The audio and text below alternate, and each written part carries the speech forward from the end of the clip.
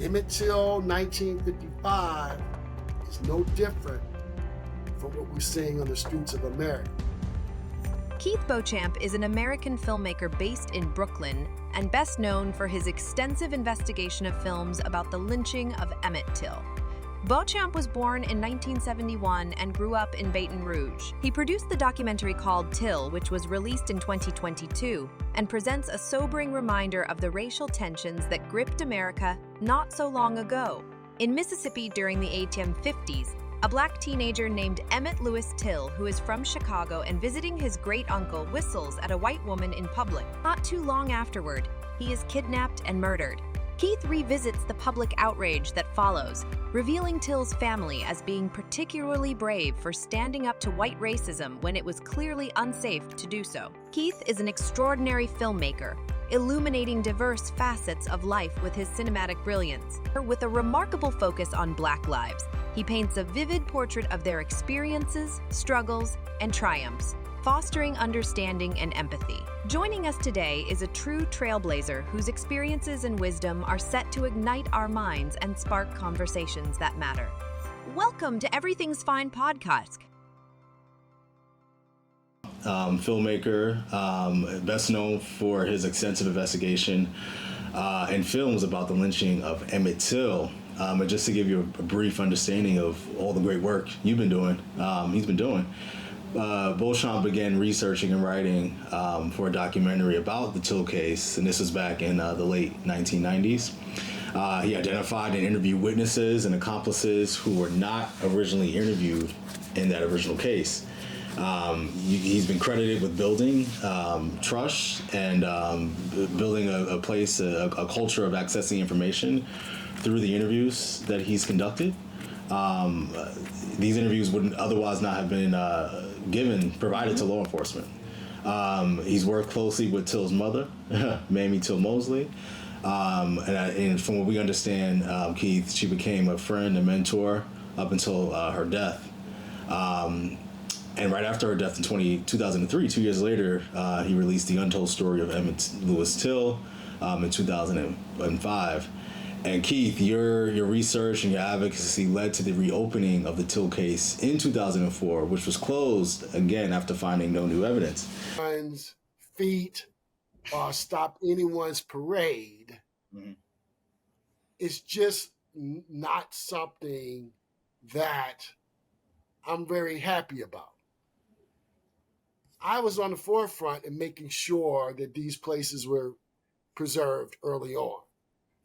But it was very important to me that we actually attain courtroom justice.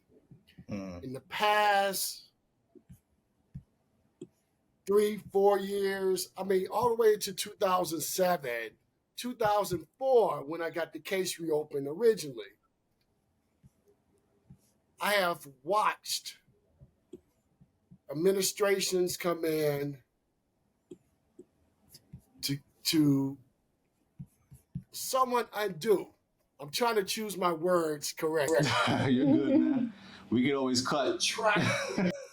That we had in really getting justice. I have watched this administration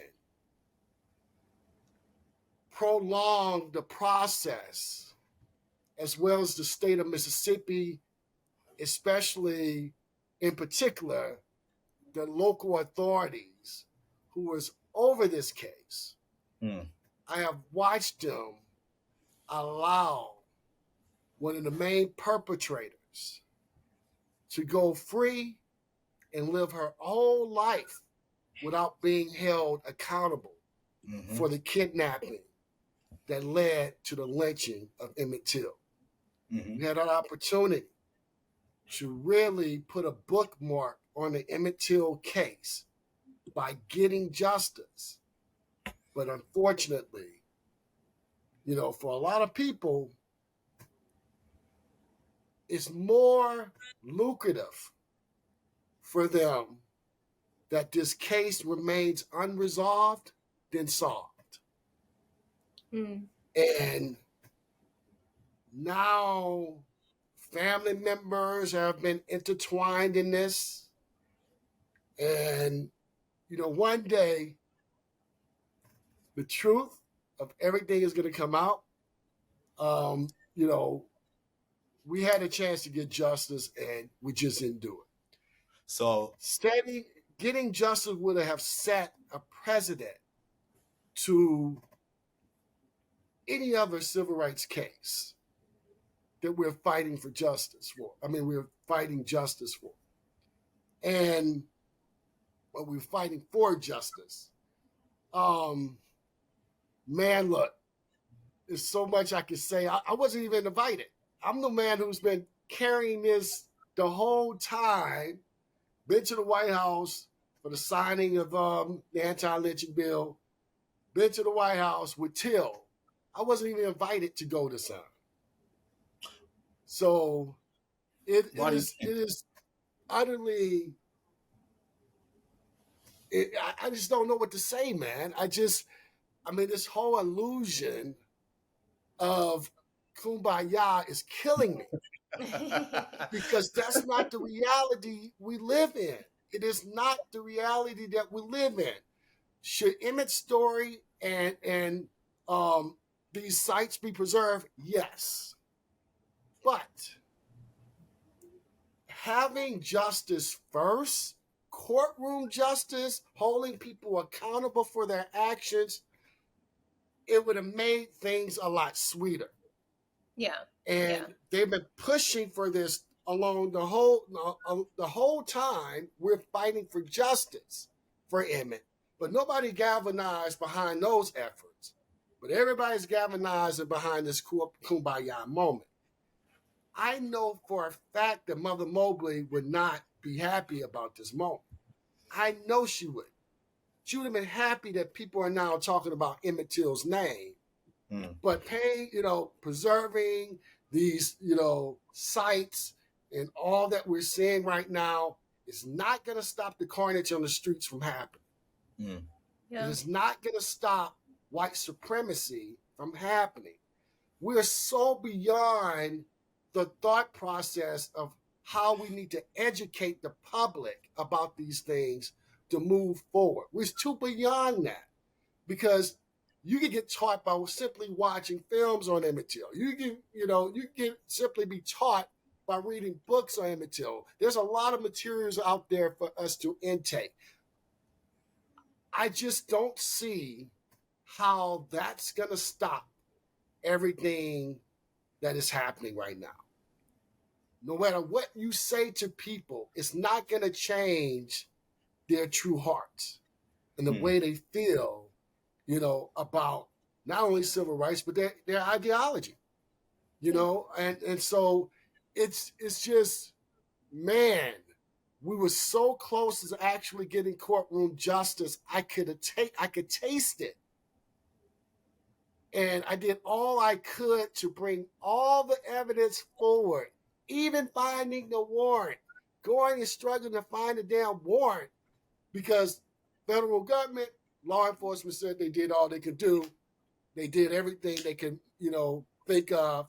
So I did it to embarrass them because I knew they didn't. Because I have been the driving force behind the case since day one. The whole investigation in 2004 was my investigation. And so I see a lot of things more than everyone else because I have been the significant figure in this whole thing. And so I just, not trying to step on everyone's excitement again. And I'm not even offended for not being invited because I feel awkward, totally awkward and out of place about this moment. And I thought, I had to call my mom this morning and talk to her. And I'm like, hey, I need you to be honest with me. Am I wrong for feeling this way? Because this is not what Mother Mobley wanted. She didn't want this. And so now this is happening. Family members, they'll bless their hearts if this is the way they want to move on and get past the pain. If this is the way that they see or feel some sort of closure and justice, that's good for them. But that's not for me. What would you do? What would be the alternative for you? Just curious. Like, what would you do if you were? Would be, and this is another thing to agitate me, all these organizations, and you're going to hear them talk about this today. Actually, it's supposed to be starting right about now at 11:30. All these organizations pay close attention. They're all going to be talking about racial reconciliation. And you cannot have racial reconciliation without truth and justice. It just don't exist like that. And so this is why I'm upset by it, because I also know that the president has used this moment for his own personal benefit because of elections, trying to get the black vote. I mean, all this, you know, and I hate to say it, that's what it is. Even me going to the White House showing the film, that's what it is.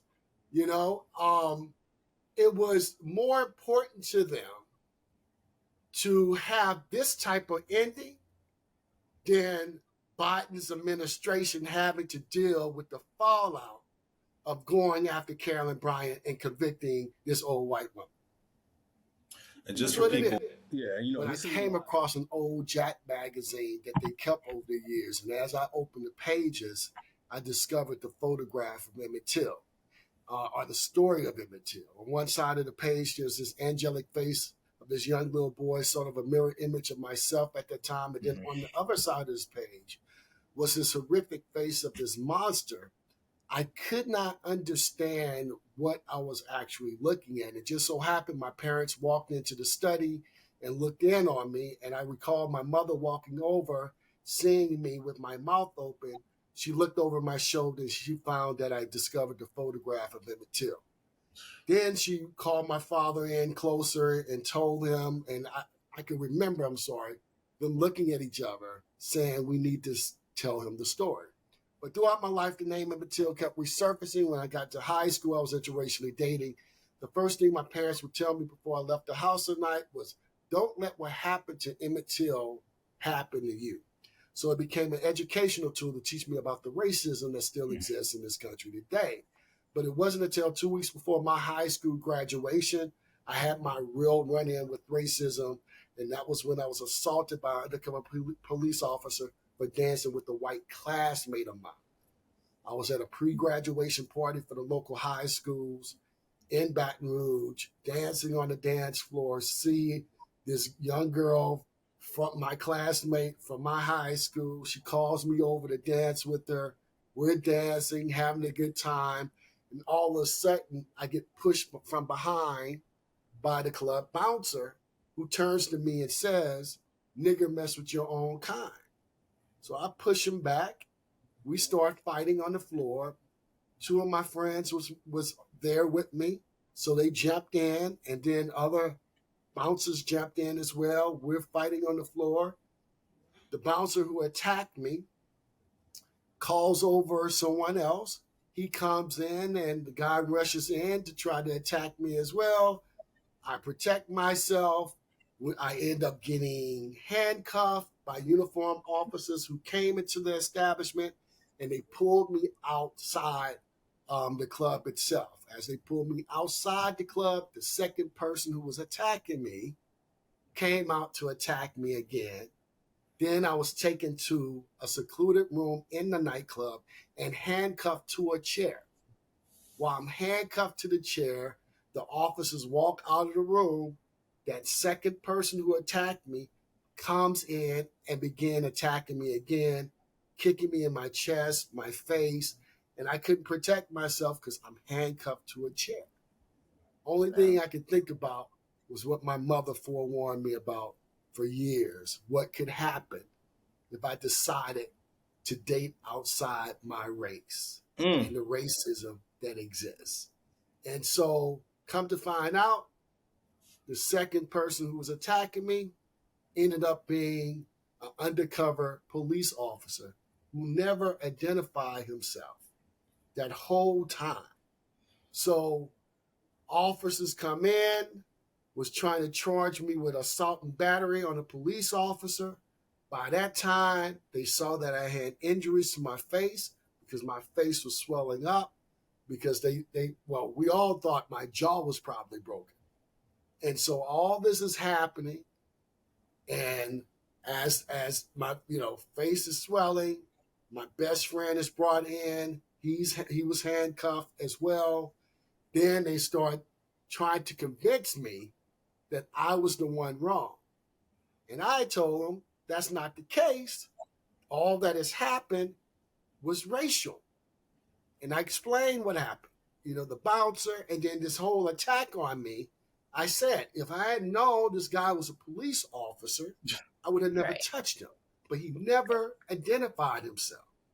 So the officer had injury to his finger because apparently when we were fighting, he almost broke his finger, or whether it was broke, I can't even remember. But make a long story short, they grabbed our IDs out of our pocket, and they discovered that my best friend's father was the captain of the sheriff's department at that time.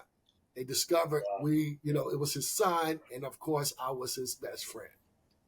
And so there were officers who were there who really were upset at that point because they used to work for my best friend's dad.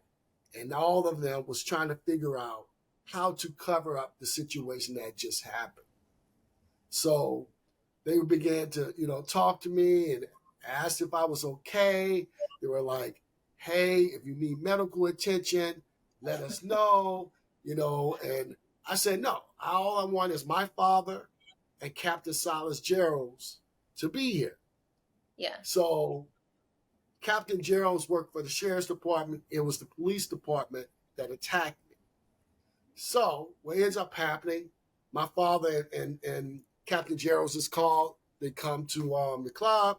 They see my face. My case eventually goes to Internal Affairs because, again, they were trying to charge me with assault and battery on a police officer.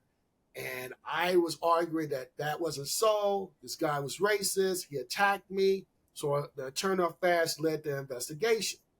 Went in, gave my accounts, what transpired, as well as other witnesses from my school. The case goes to trial. Go to trial. The first day of the trial itself, or the first trial itself, I should say. The first time we go to trial, I'm sorry. He doesn't show up. So they postpone the trial for another date. I go back a second time. He doesn't show up again. So the judge drops all the charges from me. What we found out later through my attorneys is that the reason why the postponement was taking place is because the officer knew that I had a number of witnesses from my school who are coming to testify on my behalf that he would never had a chance in hell to win, the case. And so he did that strategically because he knew that all of us was preparing to go to college and felt that, if he keeps postponing, everybody would be split apart and I wouldn't have any witnesses. But I had an opportunity to civil sue the city of Baton Rouge, and I told my parents that I didn't want to go forward with it because it was a traumatic episode I just wanted to put behind me. But I vowed while I was getting my ass kicked that I would put myself in a position of power to make sure that these type of acts never happen to a person of color ever again. I could not live with myself knowing that something like this could actually transpire to some other innocent person. And so I went to Southern University of Baton Rouge in hopes of becoming a civil rights attorney. And towards my junior year of college, my best friend moved to New York City, began working with his sister and her film production company. And like what best friends do, I asked my parents, look, let me sit out a couple of semesters.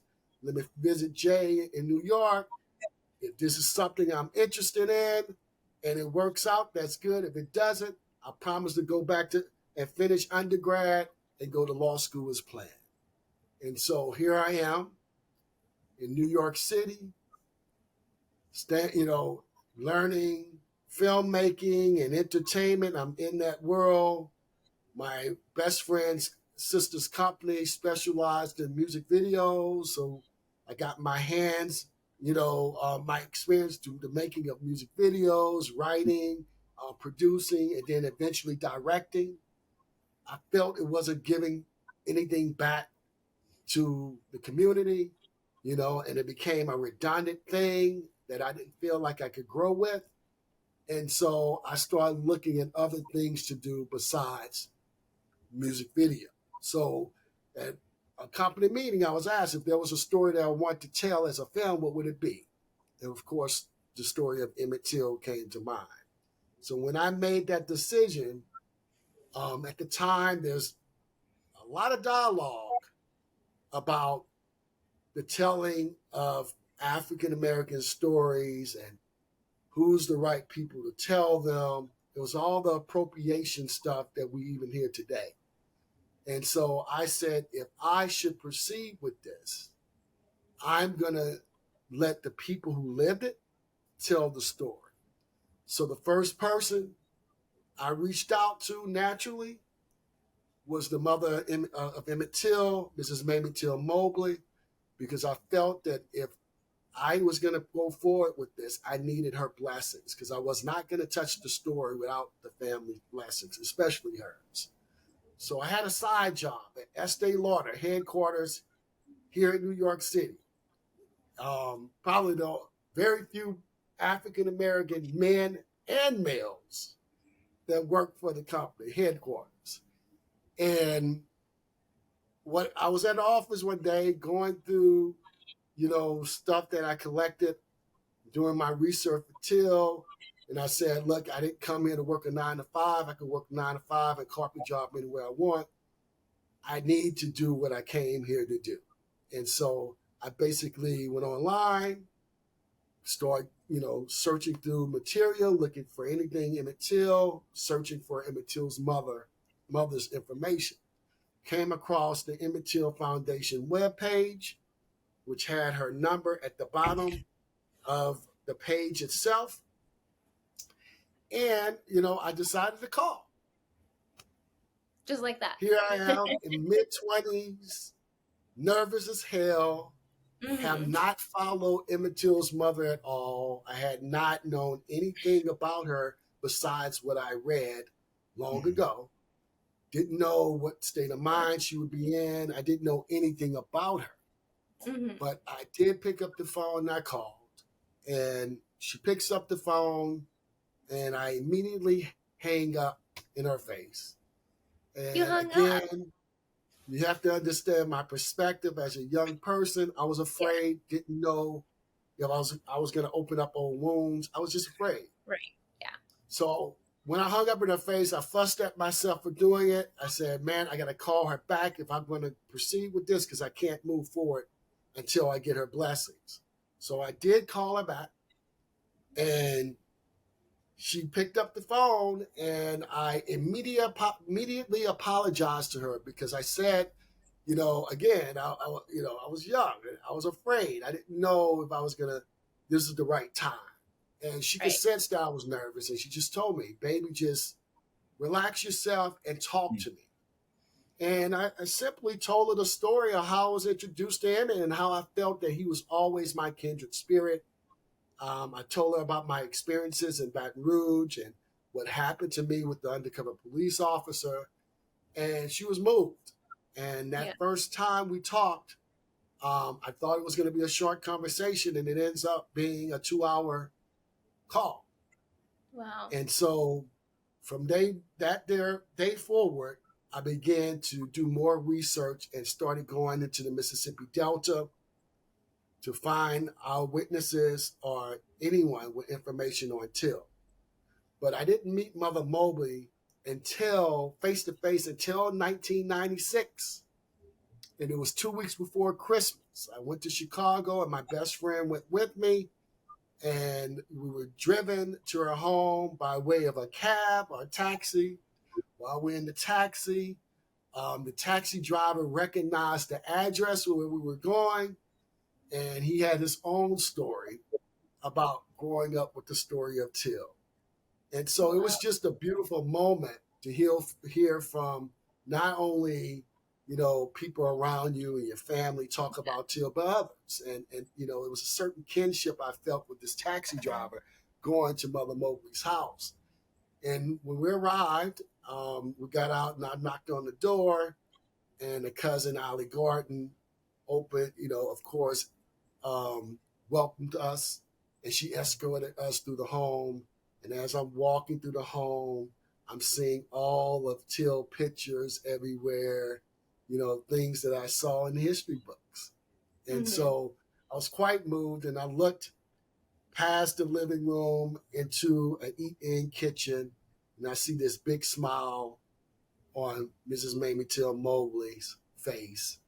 And when I saw her, it was just amazing to me because, this is the woman I felt was the mother of the civil rights movement. She was iconic to me in so many ways.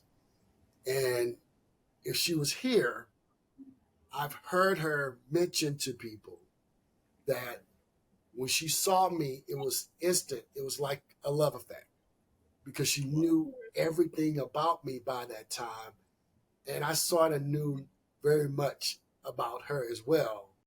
And she filled the void of losing my grandmother months prior. And I was told, by friends and her conversations with my mother, I sort of filled the void of her losing Emmett, not replacing Emmett, but having someone in her life that she would say this to my mom: "You may have given birth to Keith, but Keith is mine." Oh, And wow. so that sums up, my meaning of this great woman who became my mentor and friend until her last breath for 8.5 years. Wow. So Wow. I know people would say, people would think family members were close to her. They were not. She was very selective on the way she used people around her, the way she looked at people around her. The whole time that we didn't meet, from 1995 all the way to 1996, she was vetting me. She was seeing where my passion lies.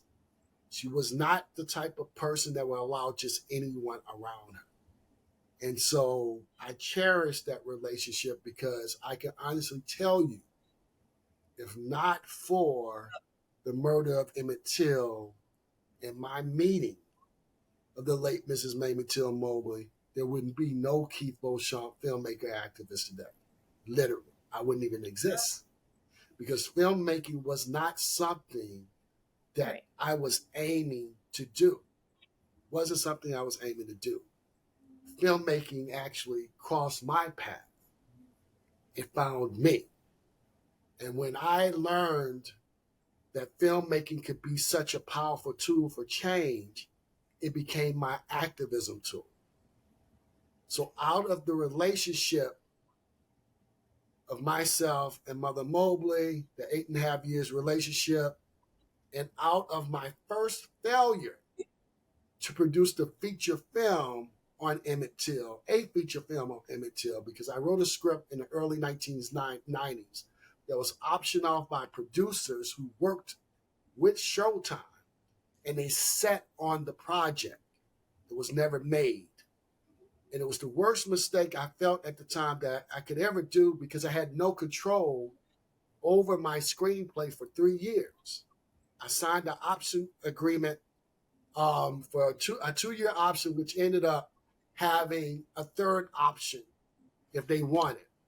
And so out of that frustration, Mother Mobley said to me, we need to get a documentary out so that everyone can understand what you found and we can move this case forward. So it was with her encouragement that I was able to do it, because along the way, as I went to go interview people, I will always bring a camera with me. And I didn't know I was going to do a documentary. I was just bringing the camera with me because I knew it was important that I capture this recorded history. So one, I could go back home and write on the script, or two, this information would be available to me because I didn't know if these people were going to survive, live tomorrow or not. But that seemed to be the greatest instinct that I ever had and I continue to have in my career is that I do things that ultimately is beneficial and helpful in the long run without knowing, because I realized that I wasn't simply taking or recording interviews of these folks. I was actually getting depositions.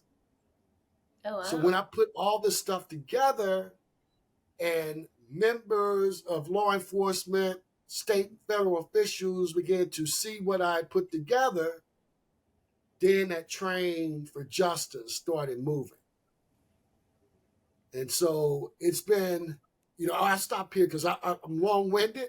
No, it's No, fine, it's man. fine. We love You're it. fine. Love it. It's good to have people who can I chat. want to get some questions in, but that was Mother Mobley and I teaming up was the best thing that could have ever happened to this project. And of course, there were others along the way who came in to assist, people like Alvin Sykes, the late Alvin Sykes, who was no longer with us. But it's been quite a journey. With my story, you can actually see, and the greatest thing about me, my story has been documented. But the most important thing that I want people to understand is, having the ability to cause change in their own way with what they have. So I didn't have the big voice. I didn't have anything. And the only reason why the Untold Story was created is, one, as I mentioned, it was inspired by Mother Mobley herself. If you hadn't seen it, I would encourage you to watch it because she carries the film. And my parents, because my parents became my first executive producers. They gave me the money I was supposed to go to law school with to produce the film. Wow. That's how the Untold Story was produced. And of course, when it was produced, the impact that it had was greater than I could ever imagine. But it was something that Mother Mobley foresaw early on. Because what a lot of people don't know about the late Mrs. Mamie Till Mobley, she was clairvoyant in many ways, and she saw things before it happened. So she practically mapped out my whole career before I started. And so I just followed everything she asked me to do before she passed. I made promises that I knew I had to fulfill. And that's why we are here today with all that's going on. Because the whole time she was with us, she was trying to get Emmett's case back on America's consciousness. And she could never do it because, of course, she was an elder, in her days. And, people just wanted to forget. Right. But by me producing the documentary, it made people having to revisit that terrible chapter in our history, but also understand the importance of Emmett's case to not only America's society, but to the world. Wow. It's powerful. So I want to ask you something before I forget. I know that you mentioned you were very young, in your early mid-20s, when you first approached her. Had anybody else approached her about doing a film, or was it her that said, we got to do a documentary? Or is that your initial idea to approach her, People had tried for many years, from James Maul, I would say, one of the proteges of Steven Spielberg. Steven Spielberg himself.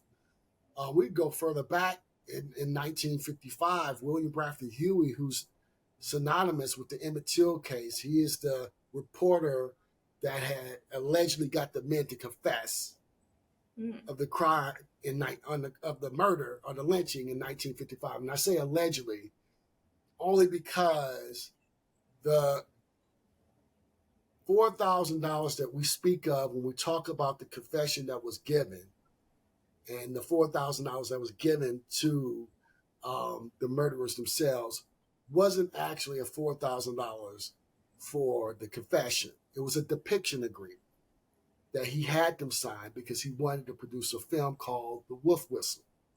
The Wolf Whistle ended up being foiled in the early 60s by the late Mrs. Mamie Till Mobley. But Mother Mobley herself had 2 film deals in 1956, but they were never made because of the times. All the way up to her death, she wanted to do a feature film on Till and wanted her story told because she knew the impact it would have on this generation. Yeah. And so many had tried. I mean, we could go into Rod Serling. I mean, I don't know if you're a Twilight Zone fan. Yeah, let's go. Rod Serling himself. Rod Serling himself tried to produce an Emmett Till movie. And unfortunately, that film was taken apart, and it was something he said was unrecognizable, that it wasn't a film that he wanted to produce. And out of that frustration of him not being able to produce the story of Till, he created The Twilight Zone. Wait, now how does that? So sorry, was he was director or writer? Who was he? He was director. Oh wow, He was director, writer, known for his work. that would have been. So did He he? wrote a screenplay. Wow. So how? The host. He was also the host of The Twilight Zone, but before The Twilight Interesting. Zone, he was a writer, director. That's very, very interesting. So just kind of and just kind of fast forwarding to the Till movie that was released last year. So, you know, you've gotten this great relationship with Emmett Till's mother. You produced a documentary. What happened between then and the feature film that you wanted to do, the Till movie? Well, that led. Time, my focus had always been on getting justice for Emmett. Got it. The case went to, was reopened in 2004. I thought I would be pushed away by then because the federal government stepped in to investigate the case, but they brought me into the fold because of my overwhelming knowledge of the case. And all the stuff that they were investigating was my research, the things that I gathered on my journey. So I became a part of that investigation myself, assisting the federal government.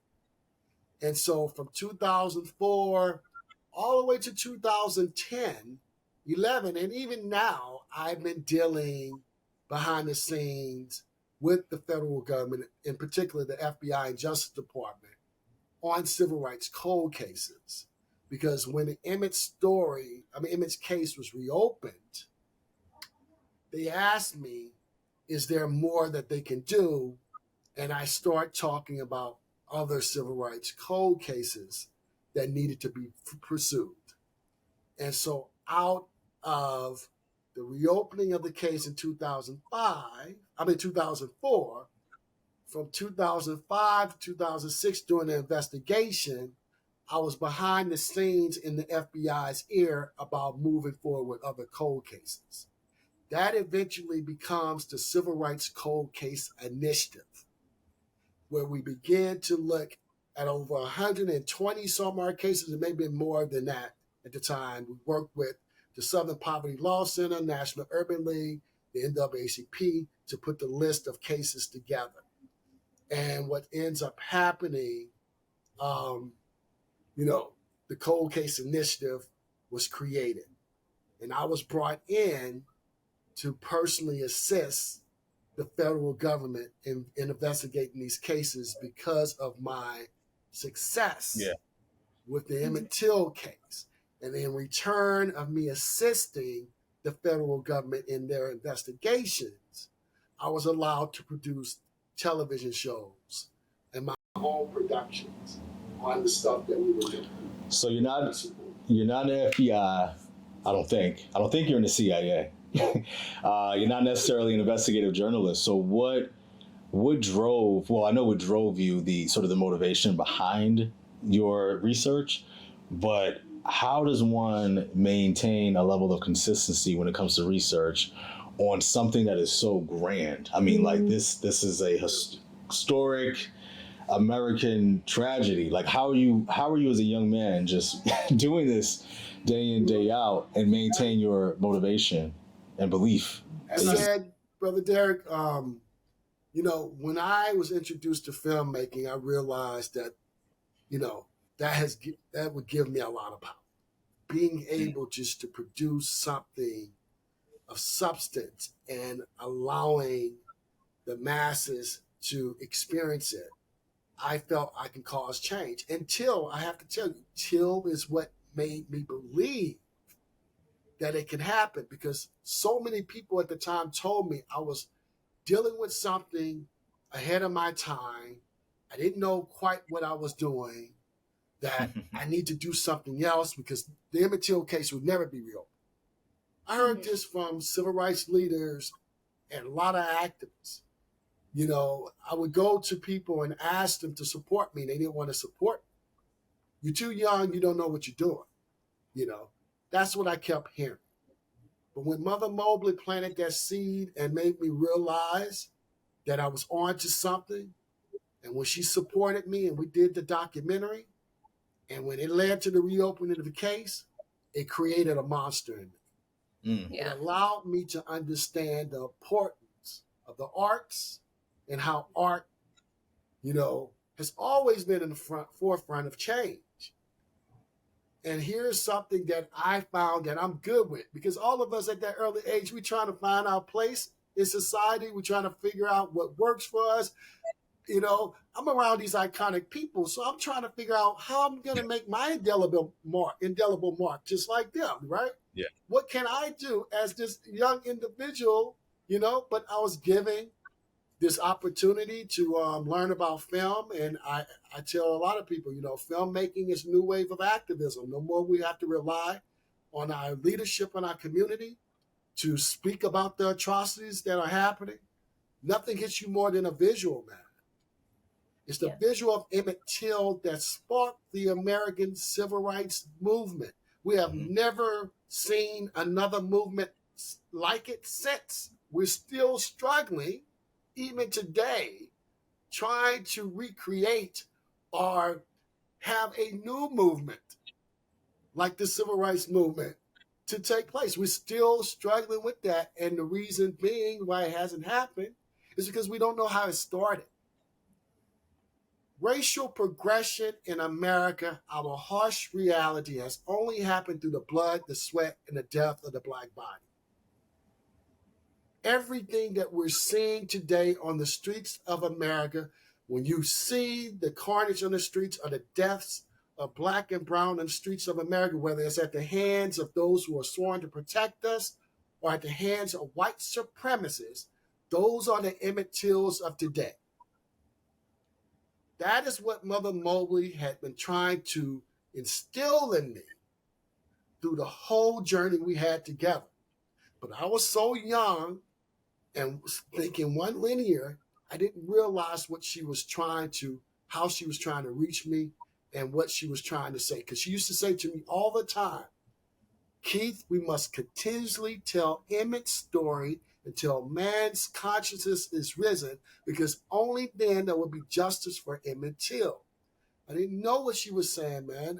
It took up to the last, 20 years or so, 15 years or so, where I began to grow in understanding the things she was saying to me and instilling in me. And those words were prophetic in many ways. And what she was saying is, no matter how hard and how long I fight to get justice for Emmett Till, I may even be able to get courtroom justice, which is what we wanted. It's not going to stop all the Emmett Tills of the world from happening. She wanted to make sure that we, as a generation, understand that Emmett Till 1955 is no different from what we're seeing on the streets of America. 1955, Emmett was lynched. In 2022, 23, we are in the midst of legalized lynchings. And until we identify those deaths as such, as lynchings, not murders or killings, as lynchings, and call it for what we are seeing it as, and calling it for what it is, it's going to continue to go, and it's going to continue to happen. Yeah. And so this is why I devoted my 30 years of my life to telling this specific story, because I understand that Mother Mobley had the blueprint, or I should say, has the blueprint to man's liberation when it comes to racial progression in this country. Because if we can arguably say that the civil rights movement was the greatest movement, the most successful of any movement worldwide of any day, then you must understand what happened to Emmett Till in 1955 and understand the courageousness and the actions of Mother Mobley as well. Only then we will begin to connect the dots and understand what drives us. Because without the murder of Emmett Till, you would have never heard the likes of Martin Luther King or Sister Rosa Parks, who I had the pleasure of meeting because she was Mother Mobley's friend. And so there's so much to be learned here. But sometimes I feel that we are all so much always in the process of learning that we forget to have movement. In action, right? And Yeah. this is why I feel some kind of way about what is happening today with the designation of these historic sites. Now, I'm not saying that So can you talk? Can you talk about that for people who are watching who are not familiar? Exactly what all that is and what's happening. Well, Jay, we will be, I mean, many are celebrating. I won't say we, but many are celebrating this designation, I should say the federal designation of historic sites of Emmett Till. And this is something that's been in the works for like 4 years. Interesting enough, I was a part of that movement. And I agree that there are many more sites, as well as these sites should be designated and federally protected for those who want to learn more about the history of Mississippi, as well as the case of Emmett Till. They could do so. But I've always been on the front line from day one, seeking one thing, and that is justice for Emmett Till. I am trying to understand, because I don't want us to get sidetracked of what justice is. Now, with all that has happened in the past decade or so, I began to question everyone about what is justice to you. Mm-hmm. It used to be one blanket thing and understanding. We know what justice is, but justice now comes in so many different forms for people. And it is tearing me apart because, again, I not only worked on the Till case, but I worked with many other families. I'm known for Till and my work and my abilities to reach people and tell these stories. But I work with a lot of families, man, and pain is different. Everybody takes on pain differently. Everybody mourns differently. But again, it was important to me that we did not get sidetracked from what justice really is and why it's important for us to get justice. I wanted justice because it would have set a precedent to what justice is. Mm-hmm. I am tired to work with families and watch them grow old with me. And now they're elders having to conform to what the government or local authorities or state authorities is giving them. Having to adapt to the possibility that justice that we read about and we all want, we all talk about it, cannot really be achieved. So they just settle for what is given to them. And that comes with age. That comes with fatigue.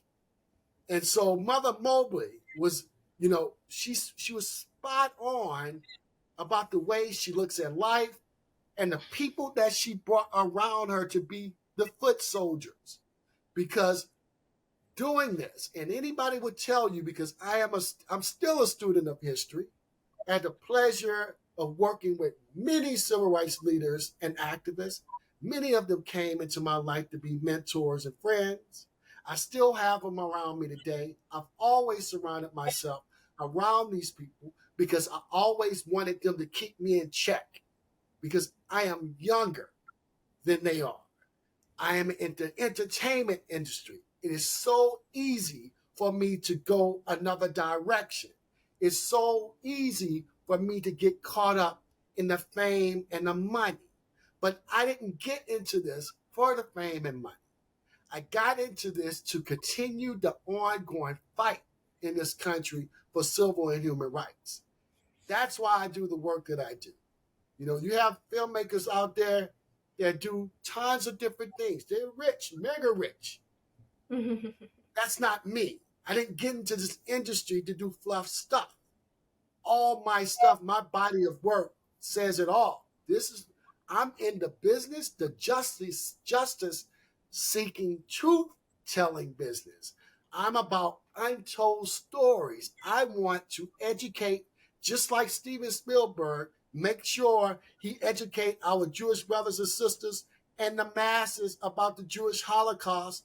I want to do the same, but with our people. And that's just me in a nutshell. So again, I'm sorry, I'm venting. I just feel No, this is great, man. about certain things, and maybe I chalk all this down with the Creator because through Mother Mobley, I became a very faithful person. I know I didn't get here on my own. I know there were unforeseen powers that have guided me and have made me, allowed me to achieve these goals in this manner. And so I never stray away from that. But, maybe I'm not supposed to be in this next chapter. Maybe what's happening is supposed to happen. But I just want the truth to be told, because when people find out the unethical things that has happened behind the scenes and why we seeing all this Till stuff happening now, So I think they would have a whole different, opinion or feel totally different from this celebratory moment. So can you share? Are you at liberty to share some of that, like the truth? Just I'll just put it this way: if Mother Mobley and Simeon Wright were still alive, a lot of the stuff that you're seeing happening today would not have happened this way. You wouldn't have seen this celebratory moment in this way. Yeah. A lot different. And so for me, and I touched on this early, and I'll say this for the record, I have watched our government, the local and state authorities mess up this case. I know how it was done. I saw it with my own eyes. And what's messing me up is I had so much faith in the system that it could actually work out. And at the end of the day, after all I'd done, all I collaborated with folks on, all the discussions with the federal government, all the stuff I've done for the federal government to get to this point and watch them literally railroad a case like this and not hold the remaining person who could have told us everything what transpired in 1955 without holding this woman accountable. It enrages me. So speaking about Carolyn Bryant died this year at the age of 88, and for folks who are just not aware, she is the woman who allegedly Emmett Till whistled at, which led to his murder. So I she, won't say allegedly. Yeah. He did. Emmett did, in fact, whistle at Okay. Carolyn Bryant. Okay. And what she told her husband, I mean, not her husband, but her husband and half brother, yeah, we don't know. We know she made the issue bigger than what it was, and we know this by statements she had made to attorneys as well as her testimony in 1950. yeah. So I know that Timothy B. Tyson, who was a Duke University historian, he wrote that she admitted, to him that she perjured herself in a witness stand and to make Emmett's conduct sound more just horrible and more threatening than it actually was. She said that the physical assault on her or anything sexual was not true.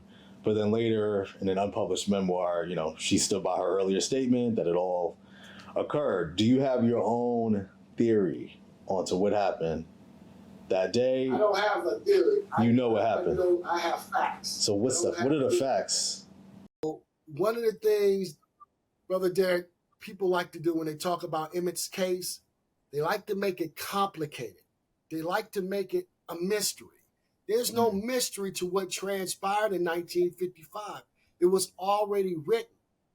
It's just that what I saw time and time again, and I tell my group of friends who are Emmett Till scholars, at some point we all been at fault at keeping the misinformation alive. I say this because you had the white press in 1955 and you had the black press in 1955. You had the narrative of the murderers themselves that was given to law enforcement, and you had, what I believe, you had the knowledge and witnesses of the case itself that was never heard or was shunned. And most people who talk about the history of Emmett Till, they always embrace the white perspective of Till. They always, embrace the white press that covered the trial in 1955. They totally forget that the black press were the soldiers without swords. They were the ones who would write and print everything that was happening at the time. They would print names.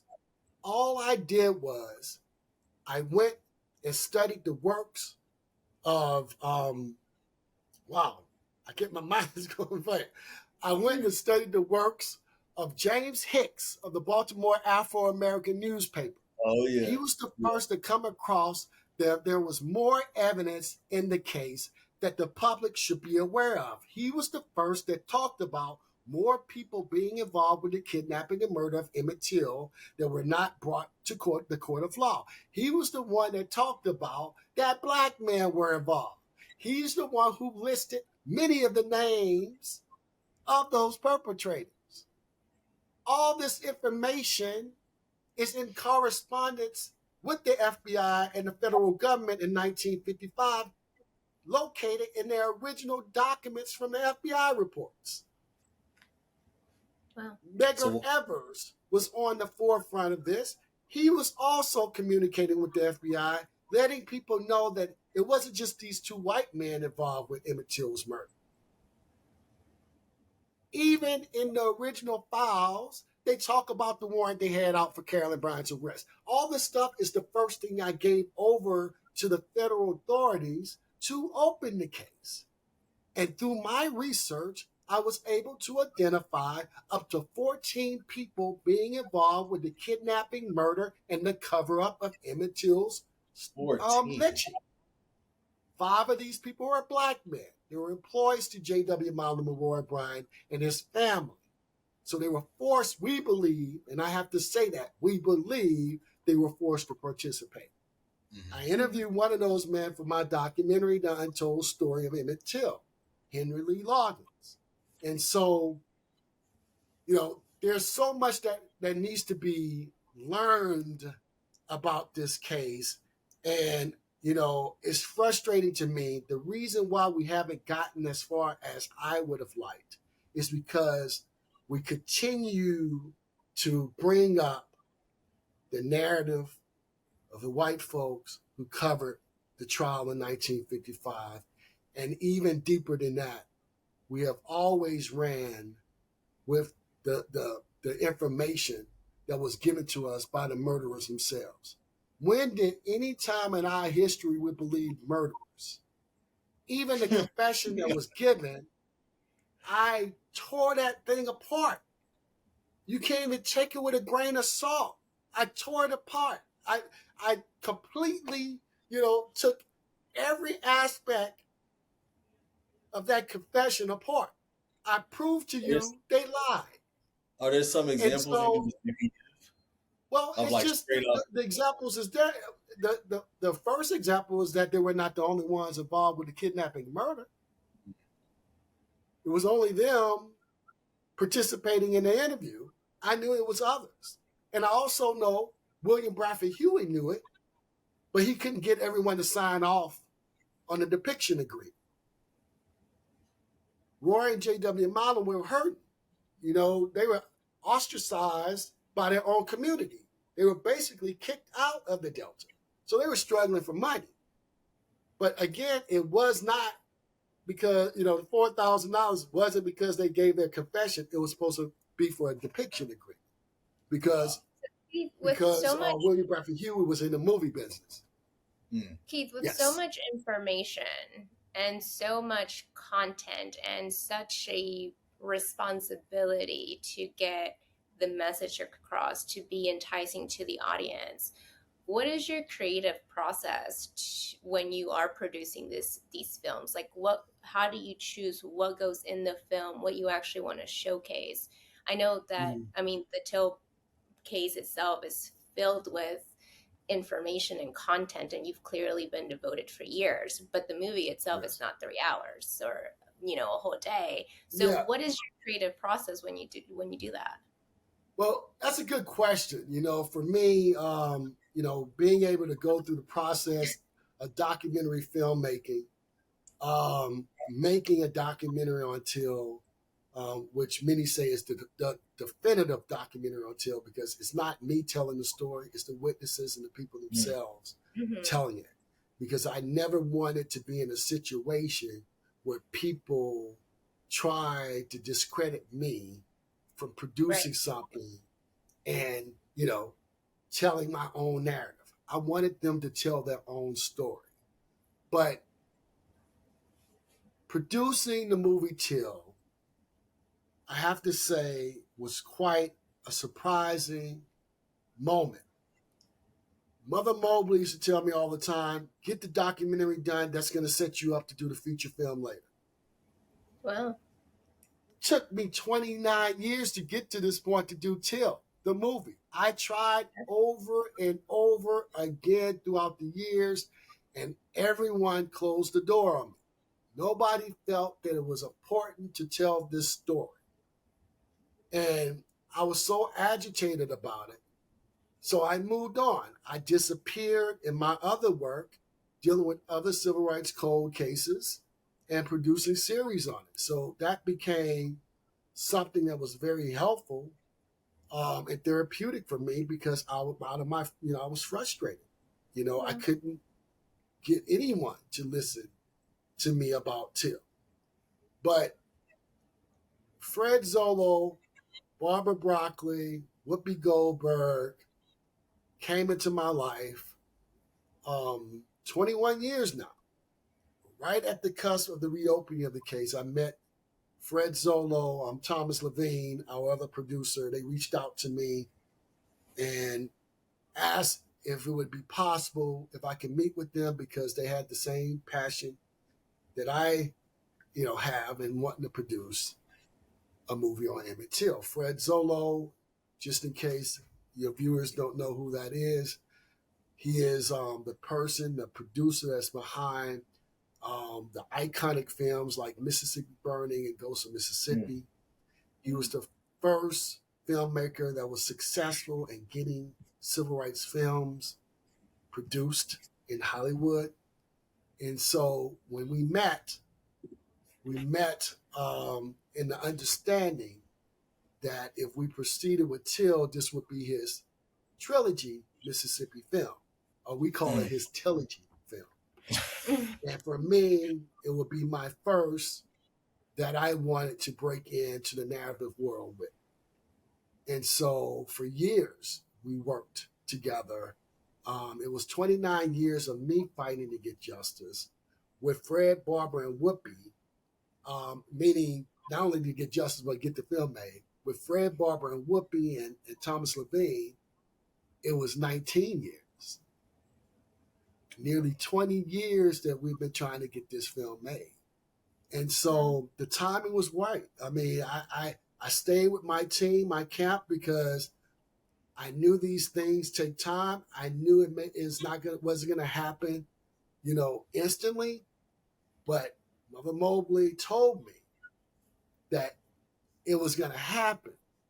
And when I began to understand that she was clairvoyant in many ways, and how she laid out my career, and every inch of what I was told happened, I began to recognize it as such, as visionary, and so I've always known that I would get it made. I just didn't know exactly the time and when. And so my biggest struggle has always been, one, identify myself as actually being that person that Mother Mobley actually saw and visualized, and not someone else, and having patience. Because again, I knew it was going to happen. I just didn't know when. Now, Right. one could argue with someone with passion and drive, you stick with something. But come on, nearly 30 years? Yeah. I would never do this for anything else in the world. I thought I was crazy, But things happened. Things fell in line, and finally the film is produced. So to answer your question, I'm long-winded to get into everything. You're fine. Producing Till was one of the biggest moments of my life. Taught me many different things. It wasn't an easy film to make.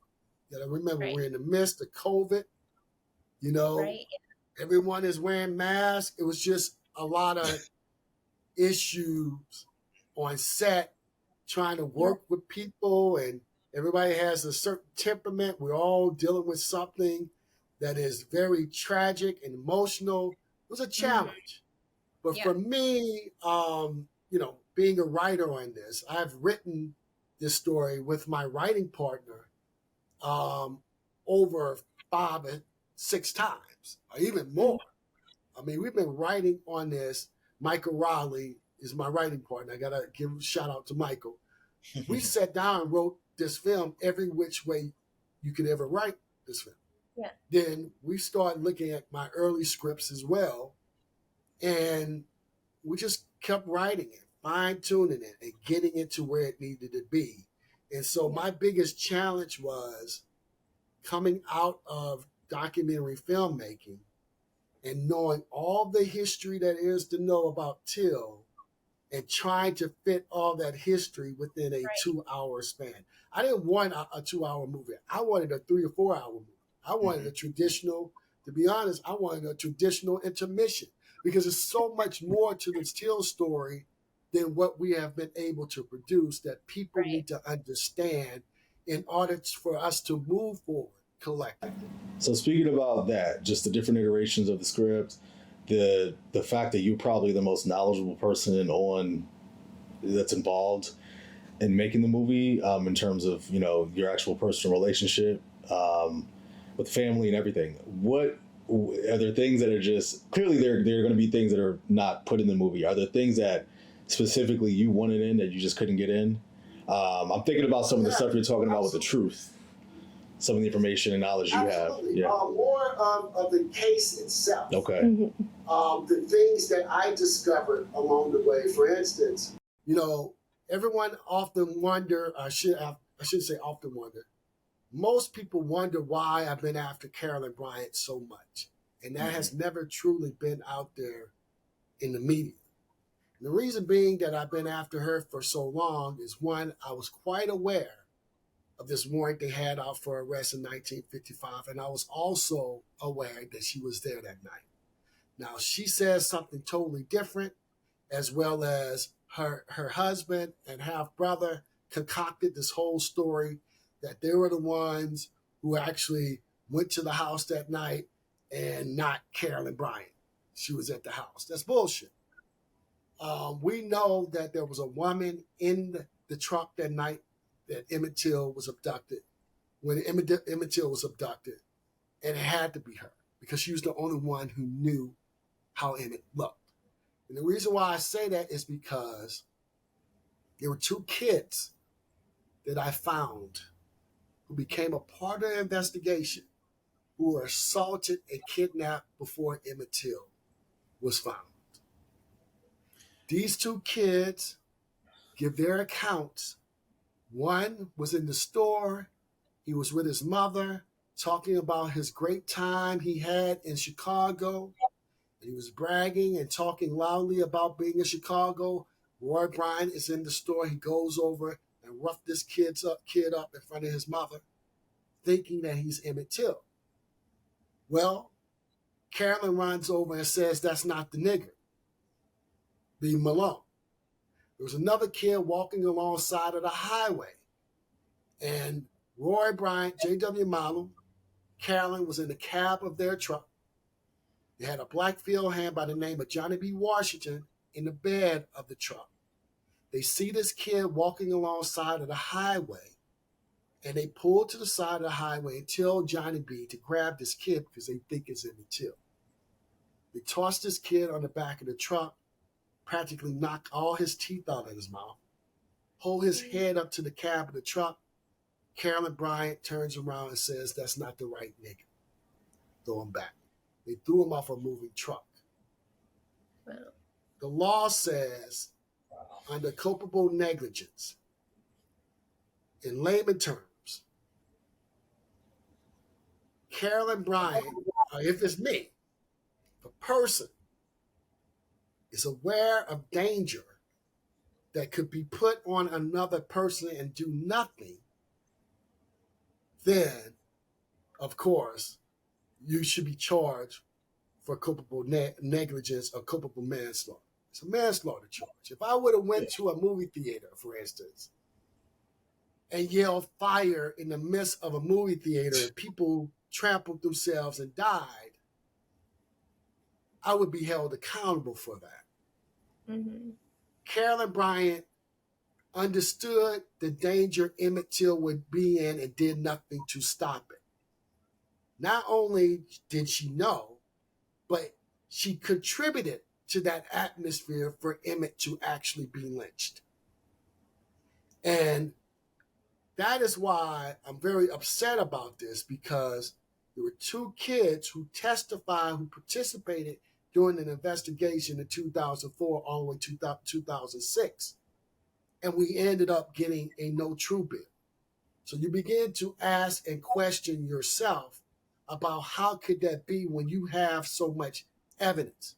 Even the federal government felt there was enough evidence to get an indictment, because this is the charge that they gave the local authorities when they led the investigation and ended it.